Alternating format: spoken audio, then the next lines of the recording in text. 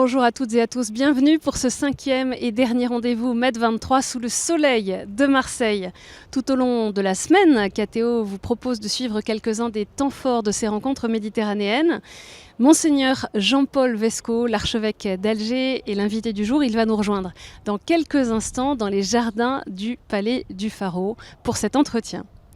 Hier soir, évêques et jeunes étaient invités par petits groupes à rencontrer les communautés chrétiennes du diocèse de Marseille dans une vingtaine de lieux. Un moment d'échange et de découverte mutuelle avec les paroissiens. Nous avons participé à la soirée organisée à Notre-Dame d'Afrique à Carnoux en Provence. Un reportage d'Isabelle Karaïskos. À quelques 25 km de Marseille, la paroisse de Notre-Dame d'Afrique à Carnoux en Provence accueillait hier soir, comme 19 autres lieux du diocèse, 3 évêques et 3 jeunes venus de différents diocèses de Méditerranée. Des évêques de Terre Sainte, d'Irak et d'Albanie sont venus vivre un temps de rencontre, de prière et d'échange sur leurs diocèses respectifs. Les paroissiens ont pu présenter leurs communes aux invités, tandis que les évêques ont évoqué les enjeux de leurs diocèses respectifs, dont les communautés chrétiennes subissent parfois des réalités difficiles, comme en Irak. 12 ou 14 terroristes vont venir après dans l'église, ils vont fermer tous les ports.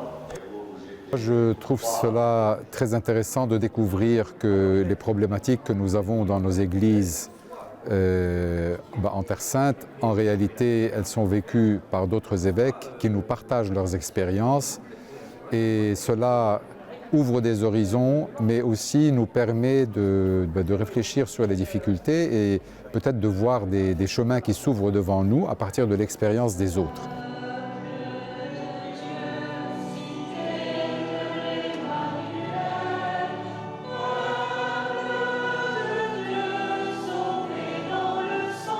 Après un temps de prière, un moment fort où chaque évêque a récité un « Je vous salue Marie » dans la langue de son diocèse.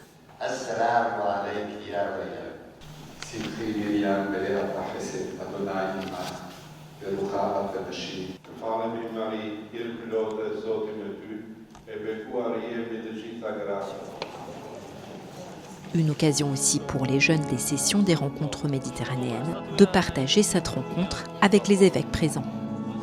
It was amazing hearing the other testimony of other bishops and the bishop himself being here in this amazing. We have Saint Michael and Our Lady of Africa. Après ce temps de prière et d'échange, les participants ont partagé un verre ensemble. Des moments d'échange en amont du village des rencontres méditerranéennes qui se tient dès ce soir et tout le long du week-end sur l'esplanade de la Major à Marseille. Le village proposera de nombreuses animations et forums en accès libre pour tous. Ces rencontres méditerranéennes sont marquées bien sûr par le dialogue, les échanges, les rencontres entre évêques et jeunes. Et ce travail en cours est porté aussi par la prière de nombreux croyants sensibles aux questions évoquées. Ce matin, c'est à l'abbaye Saint-Victor que Camille Jaïr est allée à leur rencontre.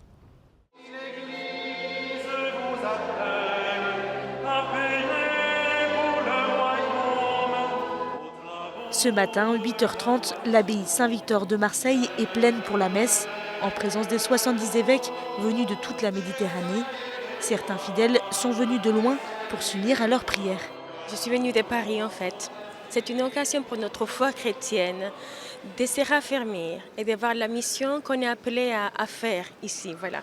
Je suis là pour voir les évêques, pour prier ensemble et pour partager ce moment fort de notre Église.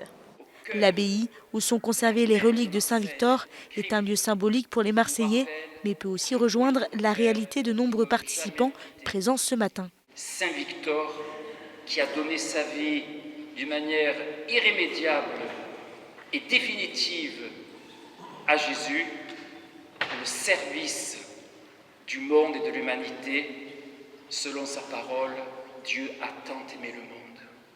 Prendete e mangiatene tutti, questo è il mio corpo offerto in sacrificio per voi. Durant la messe, chacun a pu porter dans sa prière les intentions qui lui sont chères.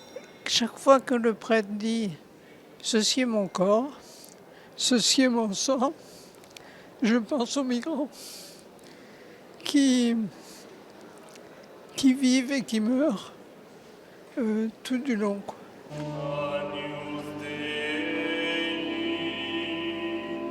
L'ordinaire et les chants sont les mêmes qui résonneront demain dans le stade du Vélodrome pour la messe du pape. Un ordinaire composé exprès pour l'occasion. Ma grande joie, c'est que j'avais demandé de manière très insistante que l'ordinaire soit simple, qu'on puisse répéter pour que dans le stade ça marche.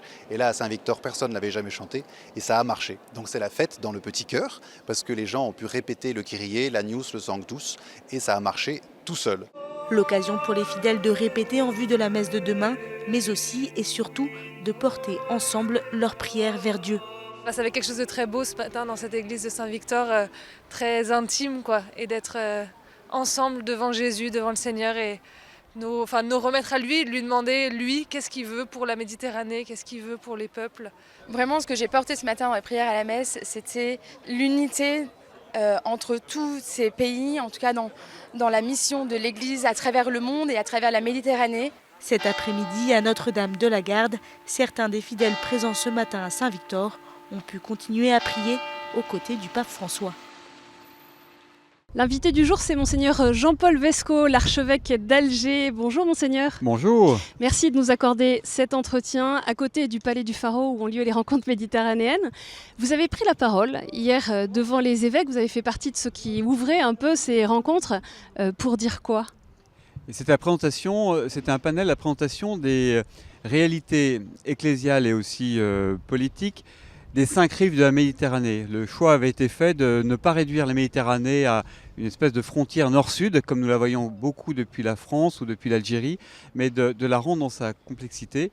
C'est une mer qui est aux confins de 3 continents et de 5 rives. Donc 5 évêques étaient appelés à dire un peu la réalité ecclésiale et de la vie de l'endroit où ils vivent. Et vous particulièrement, qu'est-ce que vous avez voulu partager à tous ces évêques ? Et donc moi j'ai partagé la réalité du Maghreb, essentiellement de la Tunisie, du Maroc et de l'Algérie, mais surtout à partir de l'Algérie. Et c'est vrai que nous avons une réalité, voilà, j'ai présenté une Algérie et un Maghreb qui se vit beaucoup plus nord-sud que est-ouest, c'est-à-dire pas tellement en bordure de la Méditerranée, mais vraiment tourné vers l'Europe et puis aussi un peu tourné vers l'Afrique. Voilà, des pays qui n'ont pas de minorité chrétienne, donc ça suppose une situation d'église et aussi donc une façon d'être évêque un peu différente que quand on est en charge d'une minorité chrétienne historique ancienne.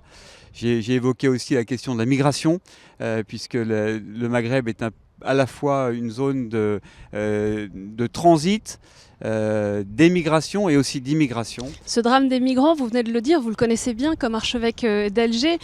Ces personnes qui traversent la Méditerranée pour rejoindre l'Europe, elles ont un visage.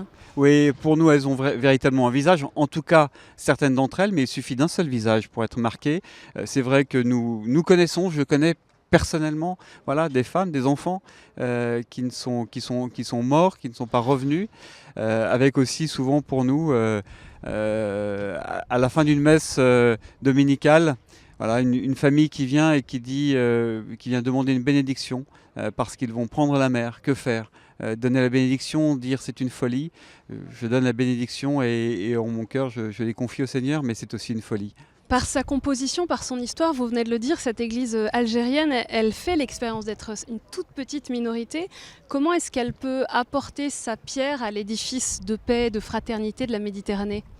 Alors, nous sommes à peine une minorité. En fait, nous faisons plutôt partie de ces églises qui sont hautes. Oui, c'est ce que vous disiez encore. C'est ce que je disais, c'est ce que j'essaye d'expliquer. C'est un peu différent.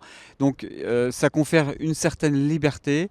On veut travailler effectivement à l'espérance de cette région du monde. Pour nous, ce qui est important, c'est qu'il y ait la conscience d'une pluralité religieuse. La pluralité religieuse fait partie de l'identité méditerranéenne.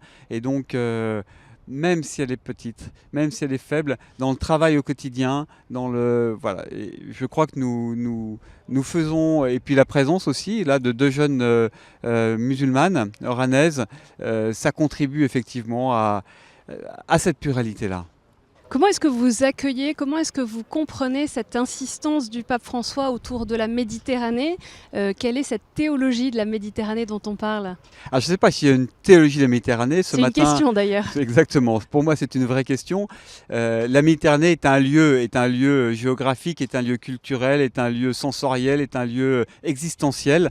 Et donc, tous les lieux sont faits pour être habités par la théologie, pour être compris, réfléchis de façon théologique. Je ne sais pas s'il existe une théologie de la Méditerranée, j'en doute un peu, ou alors il existera après une théologie de temps et temps de lieu, j'en doute un peu. En revanche, ce matin, nous avons une magistrale conférence de cardinal Jean-Marc Aveline sur la théologie de l'espérance. Alors oui, il nous a expliqué comment toute cette grande zone qui peut être une zone où l'espoir peut être déçu, est une zone où nous avons, est une région du monde où l'Église, et pas seulement l'Église, parce que l'espérance n'est pas réservée aux chrétiens, parce qu'elle peut être effectivement une terre et une théologie de l'espérance. Oui.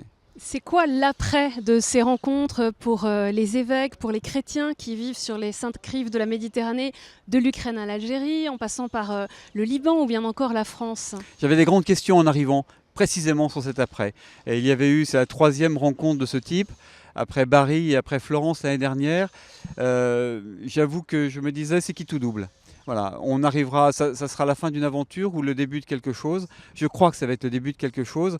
Ce que nous avons compris immédiatement, c'est que les évêques, il y a sens à ce que nous nous retrouvions, mais il y a absence de sens à ce que nous nous retrouvions en créant une structure d'évêques de plus, une conférence des évêques de plus du pourtour de Méditerranée. L'expérience que nous avons faite à Marseille, c'est une expérience d'église ecclésiale, avec la présence de 70 jeunes, comme il y avait 70 évêques, avec hier une vingtaine de paroisses qui nous ont reçus. Et c'est vrai que ce que nous pouvons appeler de nos voeux, c'est une conférence ecclésiale de la Méditerranée. Et ça irait dans le sens de la synodalité. La Méditerranée s'y prête parce que nous avons des réalités tellement différentes que on ne sera pas enfermé dans des choses à faire ensemble.